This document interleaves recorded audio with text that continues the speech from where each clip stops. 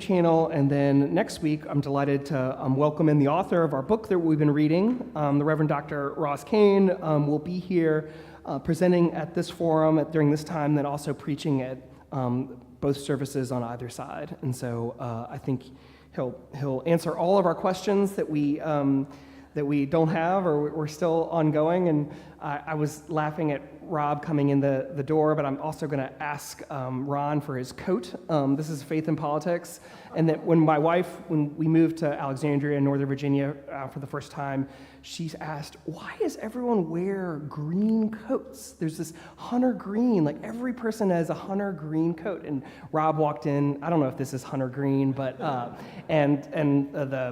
someone said, that you don't want to have either red or blue. And so you got to get in the middle. And, purple is sometimes, and it was interesting, last night was the wedding of Anne-Marie Rundlet and Christopher Kanar. Anne-Marie, of course, being the daughter of one of my predecessors, the Reverend Brad Rundlet. And someone asked me a question who said, is St. Timothy's, this was a person who used to attend but no longer does, has moved away, is St. Timothy's still a purple congregation? And it was interesting. I've never taken a poll, and you can only tell so much from what people wear and what people say. And what I like to say think about St. Timothy's is we're an accurate reflection of the diversity of our community, in whatever way that means. And so Allison keeps statistics downstairs on the demographics of our preschool, and our preschool has an accurate demographics of our surrounding community. And I think our church strives to be that way. We're never going to be perfect, and we're never going to be, we don't have quotas or anything like that, but I hope that we strive to be in all of God's glory and God's diversity. So the first notation here, leftover questions from last week before we begin. I know it's a lot going through every week, and our handout here, the handout that you receive here has a few more pages than the one that went out online. But the first little note there in B1 is prayer. And I had a seminary professor who said that she received, after her first year teaching or second year teaching, you receive feedbacks. They do like little surveys after the course is done, and everyone was like, you're such a great teacher, such a great lecturer, such a great everything. She was a church history professor, and the one complaint that consistently gotten, only happens at seminary, is she didn't pray before the class began. And at seminary, it's kind of amazing. Every single class, there's a prayer before every single class. In every single meeting, there's a prayer before the meeting. And every single time you go to lunch, there's a prayer. And so it's somewhat time-consuming and somewhat beautiful. And so she tried to incorporate prayer, teaching church history. She was an academic. She was a Christian, of course, and an Episcopalian. But she just, most graduate level classes, you don't begin with a prayer. And most meetings in our lives, we don't begin with a prayer. And so this is my long way of saying, let's begin in prayer this morning. The Lord be with you. Loving God, you bless our common life, our civic institutions, our leadership. Give us the strength to take a hard look at those institutions, the policies, the politics. Give us strength and wisdom and courage to think about them, to talk about them in a way that builds up your kingdom here on earth. In Christ's name we pray. Amen. Another seminary professor was telling a story about he was a church musician, and so he was such a good church musician that he became the teacher of music at the seminary. And he was telling a story back when he was a church musician that there was a colleague of his who got criticized, where this is going, because the choir didn't like how he started every choir practice with a prayer. And they felt like it was a little too preachy, the choir did. And the choir director pushed back and said, the reason we start in prayer is to create intimacy. and it's like a dangerous word and a kind of a strange word, but I think you get what the point is you have this group and you want to become closer to one another. You want to come closer to one another and closer to God, and one of the ways to do that is to begin in prayer. And that's always one of the many things that I love about Todd. I don't know if he starts every choir rehearsal with a prayer, but the more important point is he creates intimacy with the choir and provides pastoral care for that choir in whatever way that might look like. And one of the ways, of course, is simply prayer. And I think that's what we're called to do. And I don't think the book is arguing that we should begin every town hall meeting with prayer, but it's simply saying prayer is a way that you create intimacy. Prayer is a way that you align what you're doing with God. The old definition of what religion is it comes from the word for ligament, religio, and so religion is a way we tie with ligaments with each other and with God, and so and prayer is a way to go about doing that.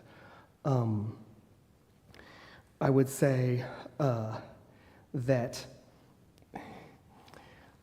vestry members can relate that is something that I struggle with in our vestry meetings, to create an atmosphere that is prayerful and businesslike and business-oriented. I remember before I got here, one of the recommendations that the interims gave me, Mally and Catherine, was you need to build up, and it wasn't to me, it was to whoever was going to be in my role, you need to build up more prayerful practices in vestry meetings. You need to have Bible study, you need to have this, that, or the other, go on retreat, do this, something as a way of tying one another, religio each other. And I keep, it's one of those things I keep saying in the back of my brain, once we get the sign in, and once we get Henry Hall, the floor done, and once we get the budget passed, it's just tough because, you have so many other things. And his point, of course, is that, it begins with prayer. And I have a colleague, actually my friend who was here last week at St. Michael's in Arlington, she does this vestry Bible study, and this may make you want to join vestry or not, where they read the same passage every single year at every single meeting. And so they read, let's say, the parable of the Good Samaritan, and they read it aloud, and then they talk to one another about it, and then the next month they read it again. And it sounds hard, and that's probably why we should do something like that. And I find myself, full disclosure, scurrying for a good prayer before a vestry meeting.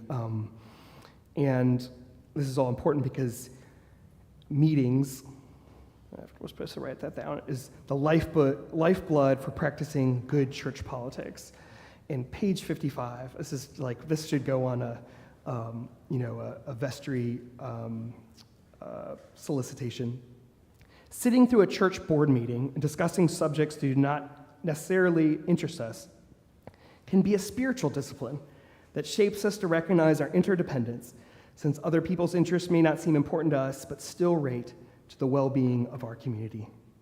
And so that's a way of lifting and elevating what we do in church meetings and saying that it is God's, even if we can't see it, or we don't think it's that important, or we don't think whatever, it's worth doing.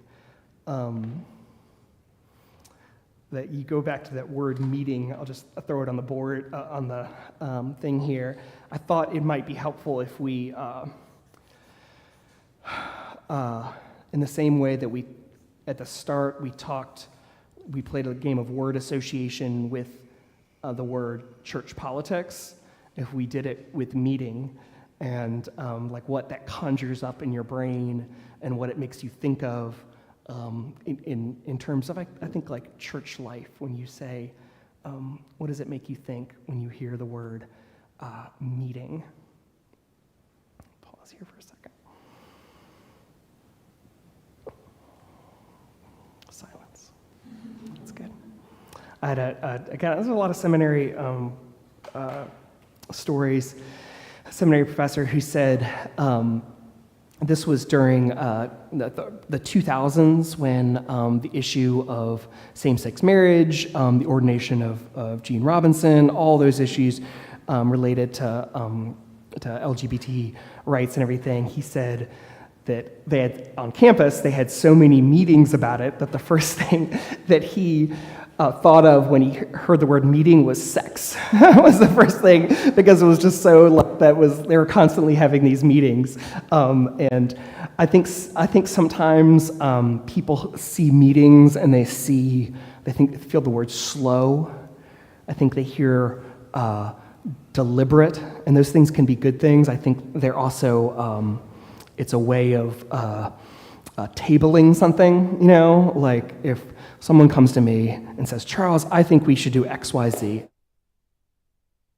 at the vestry meeting. I worry that they hear, oh, he's trying to slow roll this, or he's why can't he just do it right now? Why can't we just go ahead? Why do we need a meeting to do it? I think that's, and the reason, of course, is that that's the way our polity works and our governance works, is that I'm not a Lone Ranger. None of you are Lone Rangers. We do things in community, and it requires, to a degree, meeting. Can I tell a story about Christine and Paul the first time I met you guys? So I was in here April 5th, 2022, and I was, of course, I'm always practicing my sermon right before the service starts, my very first service here at St. Timothy's. And Paul and Christine, I don't know who they are, but they came in and you guys asked a question about how I like a certain thing in the service to go. You asked, do you remember this? Vaguely, yeah. And they said, oh, would you like us to do this? And I said, I don't, and I was kind of hemming and hawing and everything. And they said, well, you're the rector, which I wasn't, but you're the priest, you can do whatever you want, like that. I remember thinking, oh, wow, I am, this is amazing, I can. But also at the same time that, I knew deep down inside that wasn't how I consider the priesthood. That's not how, decisions get made, and granted that, priests have, canonical authority over everything that happens in a worship service and all these things, but that I considered myself to be more of a collegial leader, and one that indeed relies on meetings. Thank you, Elaine. I was just going to say, years ago we had what was called vestry ministry meetings quarterly, and we used to have 35 people in Henry Hall. And we found that it was great because it got rid of the phone call to phone call to phone call to phone call, where, things by the end didn't start out the same, And it was, I thought we did it very collegially. We would have an agenda, and we would have things so that people didn't talk over each other, and so a meeting can be very useful. So this was called, I've heard of this meeting. Was it called the calendar meeting? Was that what it was called? Or the vestry meeting? Yeah, that was part of it. Yeah, right. Yeah. Ministries, and we were right, yeah. and that's how it started. Right. To try to make sure that we could all have the best for St. Right, yeah. That's yeah. I know in my leadership, and again, the only reason I use my leadership example is simply because that's one that's on my mind, and that's one you don't have to. It's all out in the open. There's no we could study. He uses Martin Luther King. He uses Nelson Mandela. He uses Desmond Tutu. Charles Cowherd is a big come down from that, but it's also that's the one we're most intimately involved with, and so why not just engage that? I sometimes feel at vestry meetings that people want me to ramrod things through and kind of John Wayne it a little bit. And I'm always like waiting for the last person to have their say because I want consensus, and I don't necessarily want unanimity, but I want everyone to get their voice. And that I know that that's to some people's frustration, but I was looking through the Brad is on my mind, of course, because of Anne Marie's wedding last night, but I was just looking through the vestry minutes and thinking about, I've used this, and I don't mind using this, that Ralph Bayfield was, the rector here in the 80s and a little bit of the 90s. He was an extrovert who loved conflict. I think that's a fair estimate. Brad, he was sitting here yesterday, was introvert who did not like conflict. Both really effective leaders, both things. And then I heard vestry, someone referred to the interims that came after them as, quote, tyrannical in their overreach, which I know both of them. I think that's a little bit of an exaggeration. But then it was, that was, and then here you whatever you have with me. My wife is obsessed with Myers-Briggs, and so that comes out here. We talked about that last time. So the one thing he brings up, I don't know if anyone has anything, he talks about how meetings are culturally conditioned to be kind of first world, I don't know if he uses the word WASP, but first world attempts at kind of gaining control that isn't used by other cultures. And so, like, I think last week we talked about Ubuntu, maybe, I am because you are, like a mutual collegiality. And Robert's Rules of Order, like the way is more of a kind of a command and control, and it's designed to create hierarchy or establish hierarchy and to bring order out of chaos. And he was giving examples where in the Anglican Communion, which is composed of countries and churches all around the world, but came out of England, when they would use that model, other cultures would be like, I don't have any idea, like, what is this? Like, you know this process, and so we're just running circles around us. And he mentions some things that sometimes happen in the Diocese of Virginia at our convention meetings. I don't know how they do it, but you'll be arguing an issue, and you'll have a speaker list, and they'll get up, and then someone will just say, I call the question, which is apparently if you just get 51% of the people, you can kill all debate, And so it's like, sometimes it's necessary. Other times you can tell the bishop or somebody else has like a plant in there to say, I call the question, and you call the question, and it's all over, and so you're like, some people are like, well, I wanted to say something. And so that's just an example. And I don't fully understand all of it. Thank God for St. Rose Berberich, because she understands Robert's Rules of Orders, and part of me doesn't want to, because I don't want to be like the person who's like, well, that's a such and such blankety blank in Robert's Rules of Order, and so you can't go for it. So we want to turn to the page in here that has, I've always tried to introduce this, like at various vestry meetings and various political discussions at St. Timothy's. It's never really gotten any legs, but that's okay. It took a long time for me to, if you can't see this online, apologies. It's a flowchart of how St. Timothy's ministries work as created in the mind of Charles Robison Cowherd. And if it looks confusing, maybe it is. I think that, I don't know what inspired me to do this other than, I've used the analogy that St. Timothy's is kind of like a teenager who's growing, but certain parts of the body and the mind are growing at different rates, And so I think about it in terms of like trying to get my arms around this thing. This church has been here for 155 years and has so many different programs going on, and this was my attempt to do it.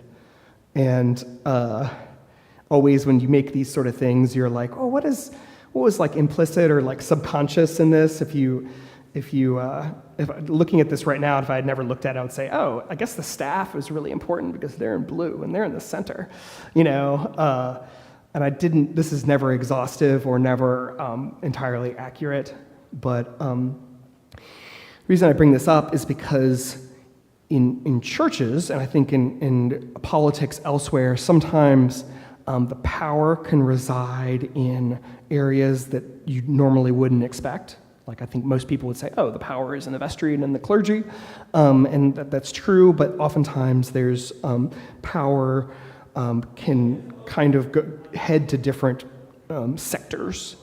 And one example of this, and I say this as a compliment, not as a way of saying they tried to grab power or something like that, but the worship committee here maintained its operations all throughout COVID, all throughout all the transitions, because they had to, and because they had strong leadership. And so that's where, I remember when I started here, I was like, oh, we don't need a worship committee because and then I realized how much of a organization, they had time and effort and care and skill that they had. And so no, I kind of like the worship committee. Historically, the altar guild and the choir at churches have outsized influences. I think that's just a fair statement of I don't think it's more true or less true. Like, those are, where's my altar guild? There's my altar guild. The altar guild, like, it just has more power.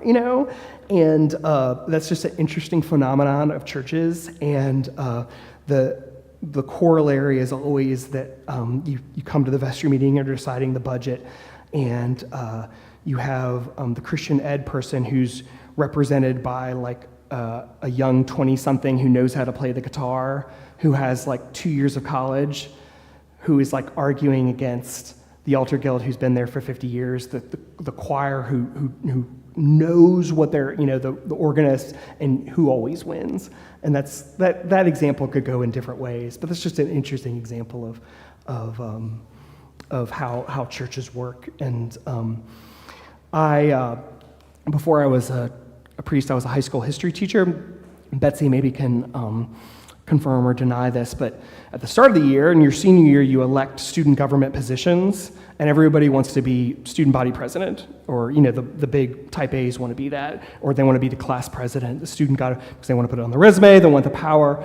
And I was the advisor, I found that those people tended to be more figureheads, and the actual leaders at the schools were more often like the service chair, the person who was really involved in community service, who they were actually a really good leader, and they got people to do something, whereas the student government president would get elected and then just do nothing. They would promise the school the world. It was always more dances. It was always like more, free periods and field trips and things like that. They didn't do any of that. That's just my experience.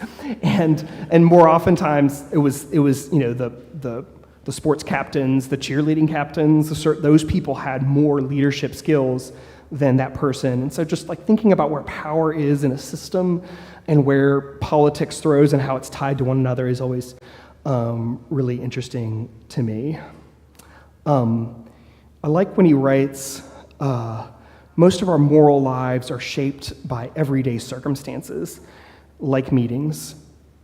And he's tries to sell it, I think does a pretty good job of it, of saying that, like the meetings are the lifeblood, even though they can be mind-numbingly boring, but they're really important, and they are that way in government too. Like, how often have you heard something the local government is doing, and it's just because it's the people who show up at every meeting who get their bills, like bikers. No offense to bikers. Bikers will show up at meetings, and so the bikers get bike trails. I mean bicyclists. I don't mean like Hell's Angels. Bikers, like they get stuff passed because they get bike lanes because they're there, and they push the stuff through it. Most of our moral lives are shaped by everyday experiences, and it comes back to that Christmas and Easter thing. Or, he compared it to Election Day and inauguration. It's actually all those Sundays in between. It's all those spiritual moments. It's all those church services. It's all those meetings that have the power. If you watch the show The Bachelor, which I do religiously, thanks to my wife, it's the dating show that you put all these people together and you're supposed to find true love and everything. And at some point, they always and the whole thing's contrived, of course. And so they're saying this is like a scientific experiment where we're gonna find love, and it never works, and it's so sad. But always, at some point in the season, they go on a normal date, and the couple, they show them walking in their hometown or something. I can just imagine being with this person forever. This is just a normal date. And of course, everything's been paid for. There's TV cameras everywhere, and everything. And then, and so this is my way of saying most of our moral lives are shaped by everyday circumstances. And he talks about that with the experience of marriage and love. He talks about people usually don't get married because they have one really, really good date. They get married because of they want to spend lives with one another because of the everydayness that happens. Any thoughts so far? And I feel like I'm talking.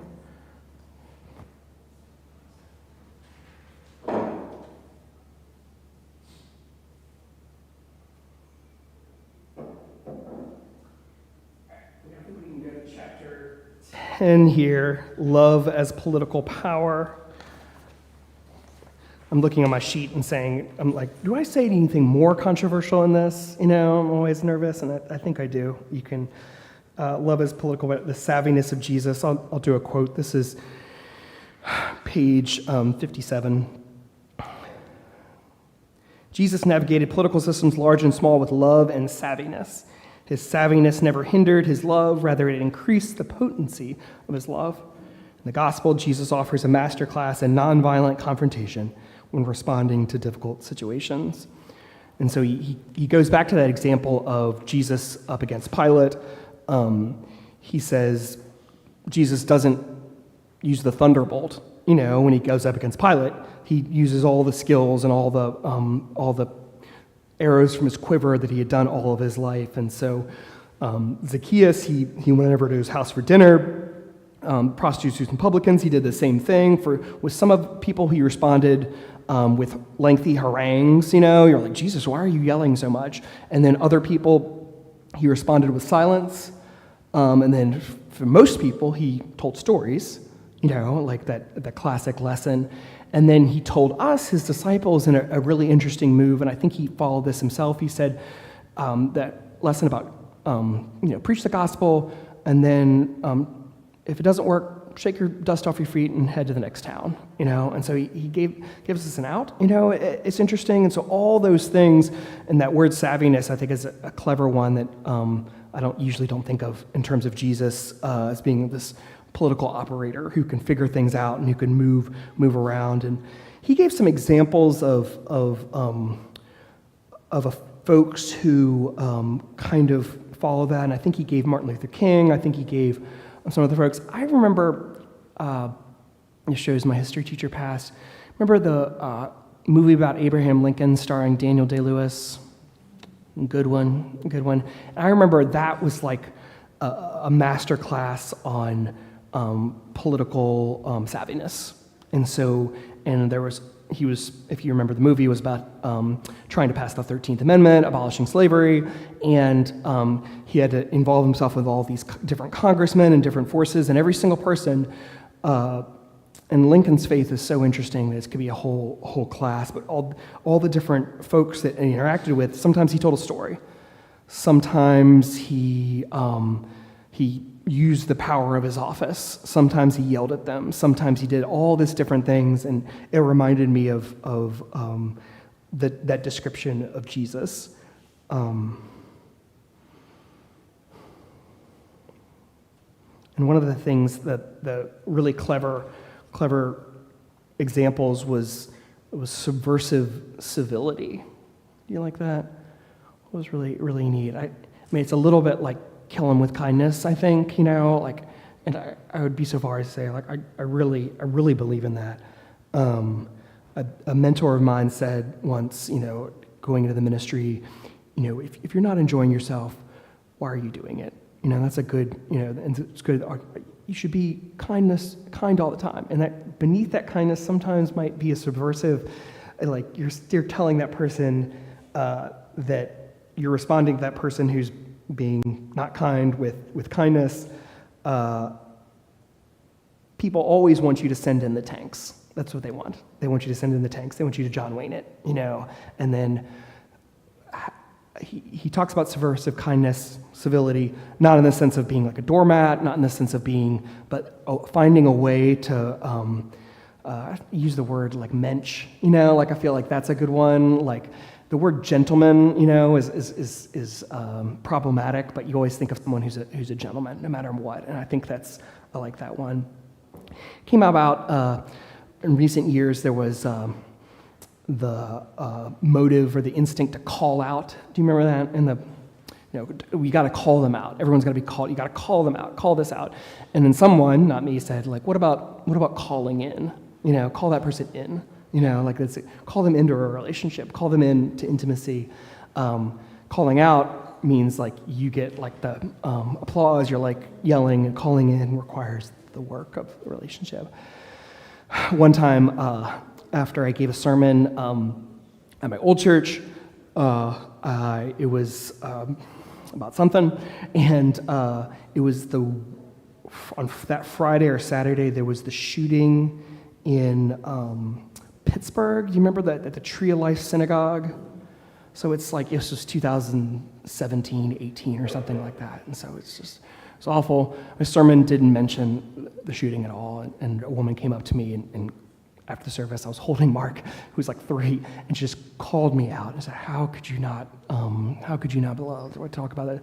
And the ironic thing was that my sermon that day was about Mr. Rogers, and Mr. Rogers grew up and lived in Pittsburgh, and so I even, like, the PBS station where he did was like a mile from that synagogue. It was like, if I were a better preacher, if I was, I could have connected it all, and I didn't. I told her, and I said, I try really hard in my sermons, and that's what I came up with, and I'd love to talk to you later, and please stop yelling at me in front of my son and now wife, and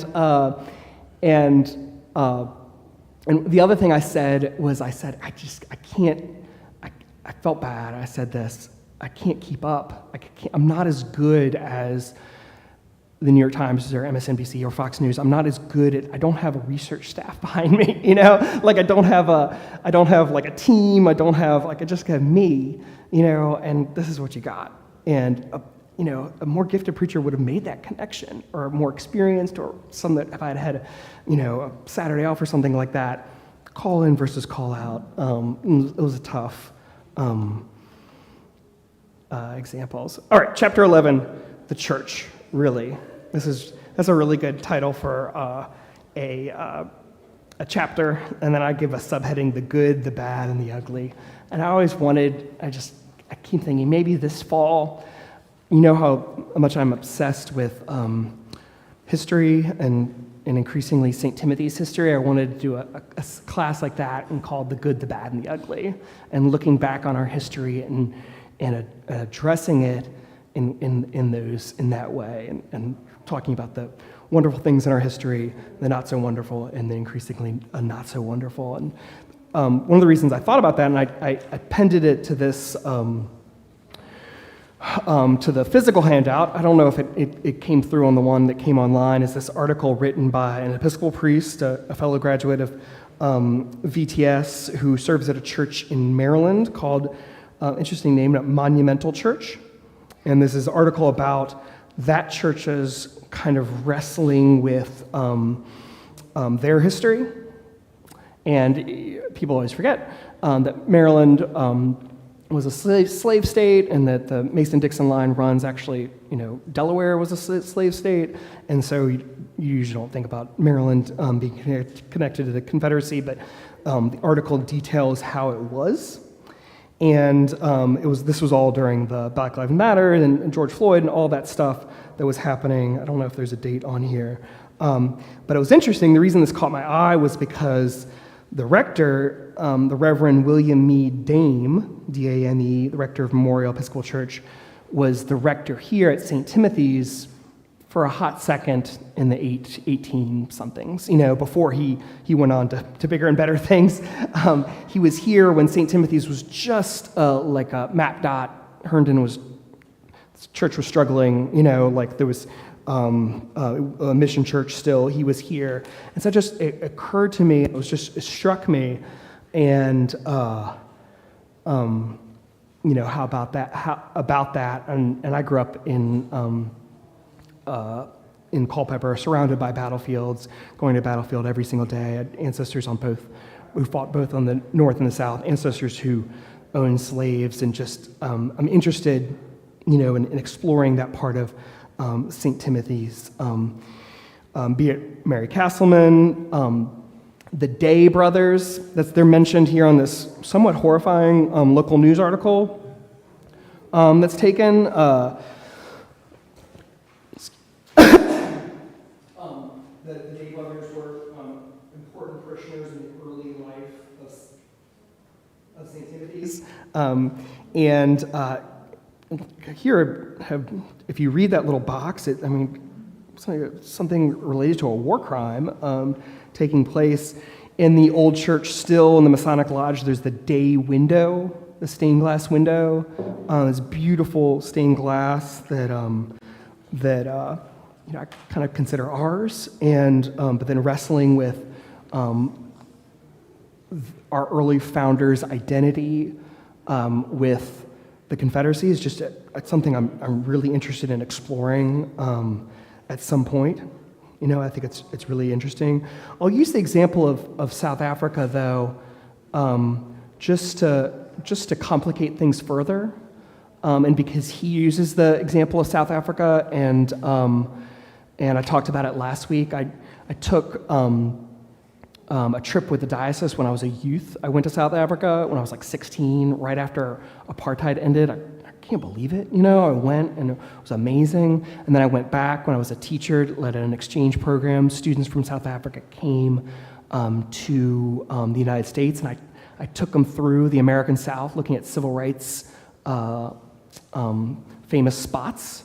And so we went to like the Edmund Pettus Bridge in Selma, Alabama, and like walked over with these students from this multiracial school in South Africa. It was amazing. And the school was kind of like, my boss called it an Oprah school. It was like a multiracial school. It was like really beautiful school. It was a private school, and that's how we had the relationship with them, and they came over here. And when I went to South Africa, it was amazing. Every single person I met fought against apartheid. Everybody at the school fought against apartheid. The person I met, every single one was like, "What? I don't know why it lasted so long," And then a realization that I was meeting certain people, and that people didn't want to like raise their hand and say, "Oh, I was in favor of this thing," like this form of racial discrimination. And then the last day that I was there, I took the students. This was me, a solo teacher, taking about 15 students. I can't believe I was allowed to do this. And we were going, our last leg of the trip, we were going to Johannesburg, and for the flight out, but we were going to stay or something like that. And the cab driver was taking us from point A to point B, and I started telling him where we've been, and he said, he was white, and he said, "Those are all great. We'd been to Robben Island, we've been to Sharpeville, we've been to all the spots." And he goes, "But have you been to the Afrikaner monument? The great, it's kind of like the St. Louis Arch. It's the example the Dutch had come in and civilized, established a country, and that was that." And I said, "No." And then he started giving it to me, this harangue about South African politics and how little I understood and how the students needed to go. And so then we finally got to this monument. It was closed. and the kids go, "Can we go to the mall?" And so I was with this cab driver who I was like kind of nervous about, and I was mad at the kids because we were in this foreign country and all they wanted to do was go to the mall. And I remember when I got there, this was 2008, 2009 maybe, and I got there, and a car ride into the school, we were going to school for the day, they asked me what I thought about George W. Bush.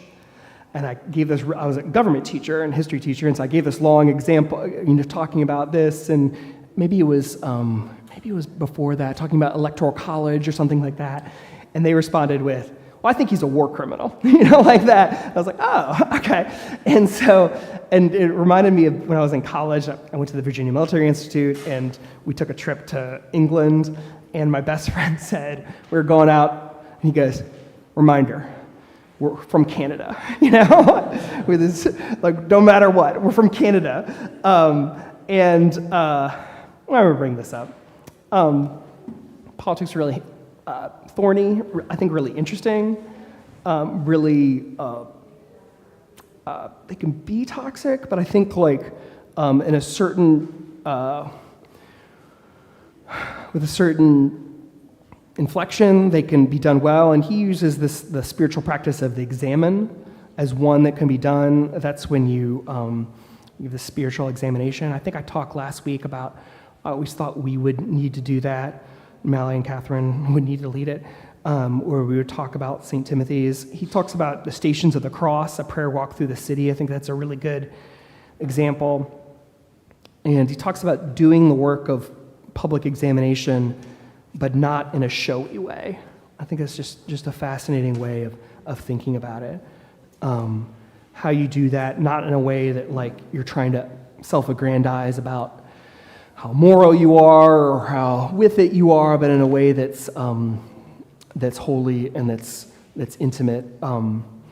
Again, my friend who was here last week, rector of St. Michael's in Arlington, she said she wandered into it, that like the knitters at her church in St. Michael's Episcopal Church, even before George Floyd, they struck up this relationship with the knitters at Lomax African American Baptist Church, and then they knit and they knit and they knit. Oh, hey, come on through.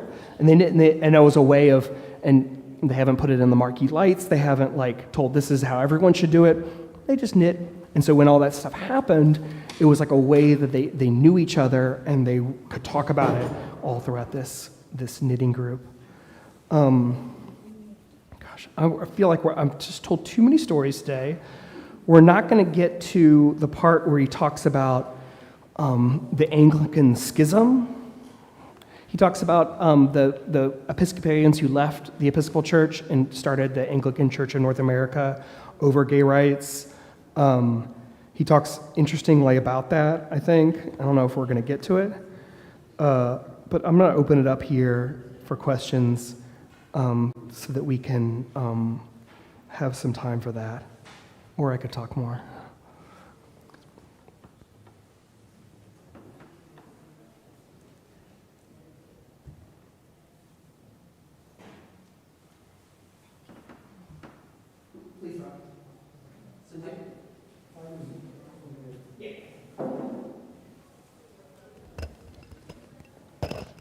Being newer to the area and having lived closer into D.C., I've become more aware of the more southern history that is in this area. So I was really struck because I know nothing about the town of Herndon and historically where it lay in all of this. I mean, I have a general idea of probably where it was during the Civil War, but the aftermath. And I think that notion of the local Stations of the Cross would be a very interesting thing to first of all know where those places would be and then how one might approach doing something around that. Somebody else? Ted, if you could maybe close those doors, maybe. Thank you. One of the quotes that he had in the church chapter was, "Yet peace is not the lack of confrontation and struggle. Peace involves facing confrontation and struggle, knowing that wounds from past sins can be healed." And so it just reminds me when people are like, well, I'm keeping the peace. I'm like, well, but if you don't say anything, you're not really keeping the peace because things just simmer. And then eventually they just boil over and blow up. So I thought it was like a really interesting quote because when he was talking about like the three different, the three different steps towards reconciliation, and he was using the church in Baltimore as an example. I just thought that was interesting because me and Tim argue a lot about like this, like the idea of like confrontation and keeping the peace. So I thought this quote was interesting. It's just like, yeah, it's like if you keep the peace by not saying anything, it's like, are you really keeping the peace?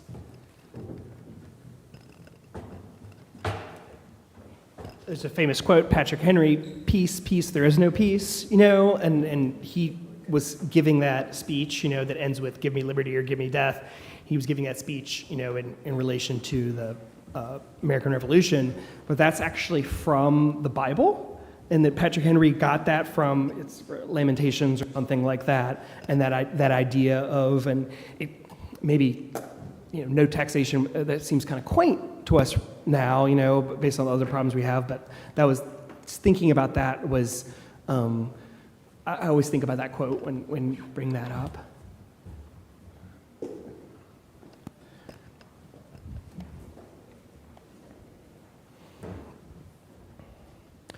My wife, when she started working, I'm just going to keep telling stories. My wife, when she started working for Fairfax County, she, eventually would, were their coworkers, they would ask her what, about her family and, how many kids she had and her husband, and ask what I do and say, oh, he's an Episcopal priest. And she met a disproportionate amount of Anglicans, and by Anglicans I mean people who left the Episcopal Church and joined the Anglican Church of North America over same-sex marriage, and so it was just always interesting. And then you kind of are red flags. You're like, oh, what do I do? And the people, and the husband's Episcopal priest, and they left the church, and we probably have different views on these hot topic issues. And so I made her a postcard.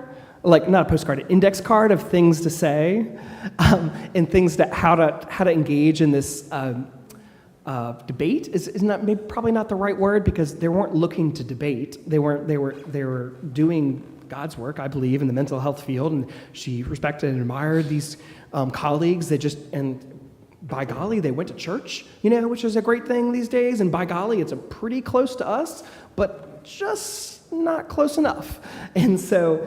We need to unearth this index card at some point, and this is what I wrote. And so this is just one way of engaging in politics with folks, and the author gets into this. This is maybe one of the toughest ones, because these are like our brothers and sisters, and like it's really easy to forgive somebody who's, I don't know, you're formerly in the Ku Klux Klan and you were 30 years ago, and it's tough. But these are people who were a part of our church and then broke away from it and don't want to be in it anymore. And we have a true theological disagreement that's really hard. Like, how do we do that?